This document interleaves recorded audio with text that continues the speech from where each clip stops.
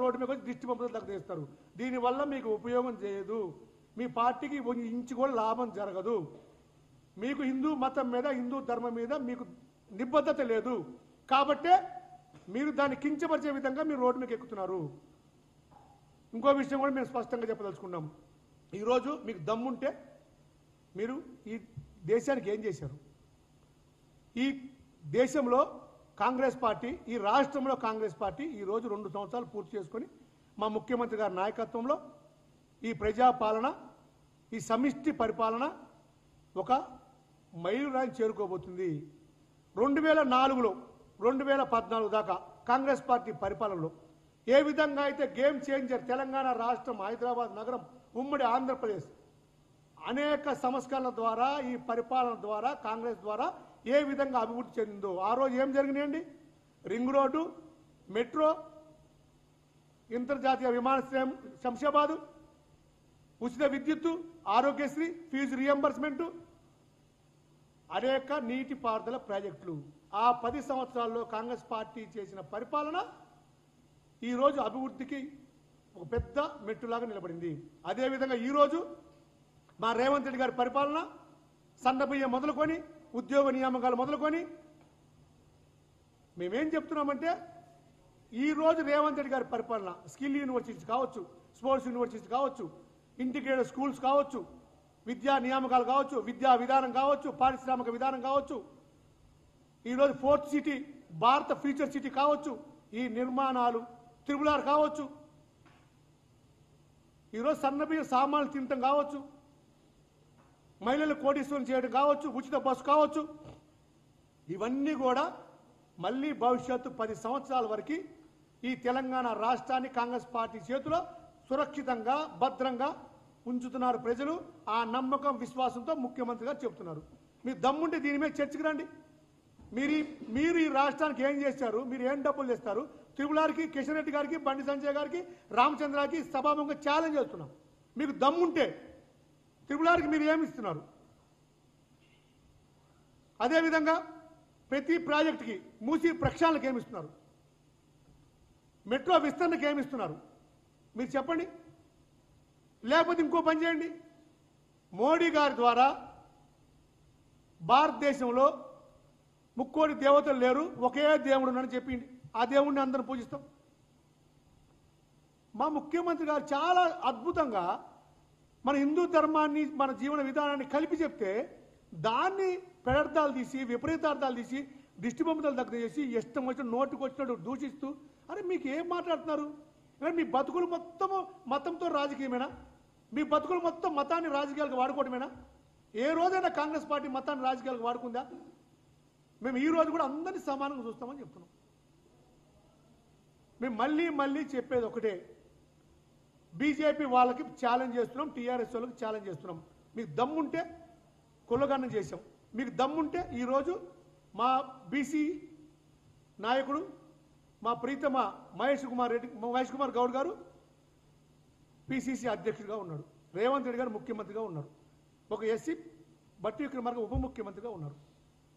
అందరినీ బ్యాలెన్స్ చేసాం. ఈరోజు పిసిసి కమిటీ వేస్తే 80% వెనుకబడిన వర్గాలకి పదవులు ఇచ్చాం, జిల్లా అధ్యక్షుడిగా నియమించాం. మీకు దమ్ముందా?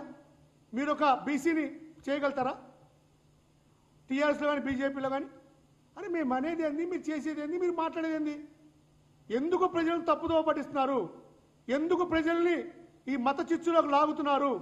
ప్రశాంతంగా ఉన్న తెలంగాణ రాష్ట్రాన్ని ఎందుకు మీరు పక్కదారి పట్టిస్తున్నారు? మా ముఖ్యమంత్రి గారు ఈరోజు 2 సంవత్సరాలు కంప్లీట్ అయిన సందర్భంగా ఫ్యూచర్ సిటీ ఈ దేశానికి, ప్రపంచానికే హైదరాబాద్ ఆదర్శంగా ఉండాలని ఒక ప్రణాళిక ప్రకారం 2047 రైజింగ్ తెలంగాణ ఆవిష్కరించబోతున్నారు. తెలంగాణని 3 విభాగాలుగా విభజించి అభివృద్ధికి బాటలు వేయబోతున్నారు. కోర్ సిటీగా, అర్బన్ సిటీగా, రూరల్ సిటీగా తెలంగాణను విభజించి ప్రతి తెలంగాణలో ఉన్న ప్రతి పౌరుడికి భవిష్యత్తు ఆశాజనకంగా, భవిష్యత్తు సుందరంగా, భవిష్యత్తులో ప్రశాంతంగా తెలంగాణలో బతకగలుగుతామని ప్రపంచ దేశాలకి, అనేక రాష్ట్రాలకి ఆదర్శంగా ఉండాలని మా ముఖ్యమంత్రి గారు ప్రయత్నం చేస్తుంటే ఆయన మాట్లాడిన మంచి మాటల్ని, ఆయన మాట్లాడిన హితబోధని, ఆయన అన్వయించుకున్న జీవితాన్ని మీరు తప్పుగా చిత్రీకరించి ప్రజలు తప్పుదో పట్టిస్తున్నారు. ఖబర్దార్ అని చెప్తున్నాం బీజేపీ నాయకులకి. మీ ఉచ్చులో తెలంగాణ ప్రజలు పడరు. తెలంగాణ ప్రజలు మొదటి నుంచి కూడా విద్యావంతులు, తెలివిగలవారు, పోరాట యోధులు, ఉద్యమకారులు, ప్రతిదీ స్పష్టంగా గమనిస్తూ వారు నిర్ణయం తీసుకుంటారు. వారు కాంగ్రెస్ పార్టీకి అండగా ఉంటారు. రేవంత్ రెడ్డి గారు మా ముఖ్యమంత్రి గారి నాయకుడు, మా ముఖ్యమంత్రి గారి మాటల్ని వాళ్ళు చాలా పాజిటివ్ దృక్పథంతో, ఆశావాద దృక్పథంతో, చాలా ప్రాక్టికల్గా వాళ్ళు అర్థం చేసుకుంటారు అని మేము తెలియజేస్తూ మరొక్కసారి బీజేపీ నాయకులకు హెచ్చరిస్తున్నాము. మీకు దమ్ముంటే ఈరోజు డాలర్ 100 రూపాయలు, 90 రూపాయలు అవుతుంది. త్వరలో 100 రూపాయలు కాబోతుంది. ఆ రోజు ఏం మాట్లాడండి మోడీ? 60 రూపాయలు అయితే తొరలు కొట్టి గుండెలు బాదుకున్నాడు మోడీ. 60 రూపాయలు ఎందుకైంది డాలర్ అని 2014లో. ఈయన 10 సంవత్సరాలు 11 సంవత్సరాల పరిపాలనలో 30 రూపాయలు పెరిగింది. 60 సంవత్సరాలు 60 రూపాయలు అయితే 10 సంవత్సరాలు 90 రూపాయలు అయింది. దానికి సమాధానం చెప్పండి. మన చుట్టుపక్కల ఉన్న దేశాలన్నిటితో ఎందుకు గొడవలు అవుతున్నాయి? దానికి సమాధానం చెప్పండి. మీరు నోటు రద్దు చేశారు, దానివల్ల లాభం ఎందుకు? దానికి సమాధానం చెప్పండి. ఈరోజు న్యాయ వ్యవస్థ నుంచి మొదలుకొని అన్ని వ్యవస్థలు చిన్న భిన్నం చేసి అన్ని వ్యవస్థలు స్వార్థ ప్రయోజనాల కోసం వాడుకుంటున్నారు. దానికి సమాధానం చెప్పండి. తెలంగాణకు నిధులేమిస్తారు? దానికి సమాధానం చెప్పండి. కిషన్ రెడ్డి గారు, మీరు, బండి సంజయ్ గారు, రామచంద్ర గారు ఈ ప్రశ్నలకు సమాధానం చెప్పండి. మీ భాగస్వామ్యం ఏమేమి తెలంగాణ అభివృద్ధిలో అది చెప్పండి. అంతేగాని అవాకులు చెవాకులు మాట్లాడుతూ ముఖ్యమంత్రి గారు మాట్లాడిన మాటలకి పెడార్థారాలు తీసి ప్రజలు తప్పుదోవ పడుతుందని తెలియజేస్తూ మరొక్కసారి బీజేపీ నాయకుల్ని మీ జీవితం మొత్తం బతుకంతా మతాన్ని రాజకీయాలకు అడ్డు పెట్టుకొని బతికే తప్ప ఆ మతంలో ఉన్న సామరస్యాన్ని, ఆ మతంలో ఉన్న భిన్నత్వాన్ని, ఆ మతంలో ఉన్న ఏకత్వాన్ని మనకింత మంది దేవుళ్ళు ఇచ్చింది ఈ హిందూ మతం ఎందుకు ఇచ్చింది? అది మీరు గమనించట్లా. మన హిందూ ధర్మంలో, మన హిందూ జీవన విధానంలో ఏ చెట్టుకు పూజ చేసినా భగవంతుడే, ఏ రాయికి పూజ చేసినా భగవంతుడే, ఏ జంతువు పూజ చేసినా భగవంతుడే. అలా చూస్తాము. ఇంకేమనంటే వేరే మతాన్ని అనగల ధైర్యం ఉందా మీకు? మీకు దమ్ముంటే క్రిస్టియన్స్ అనండి, మీరు దమ్ముంటే ముస్లిమ్స్ అండి. ఎందుకంటామండి? అసలు ఎందుకంటాం? మన మతాన్నను ఆ మతాన్నను ఏ మతాన్ని మేమేమనం. మేము హిందూ దేశంలో బతుకుతున్నాం, భారతదేశంలో బతుకుతున్నాం.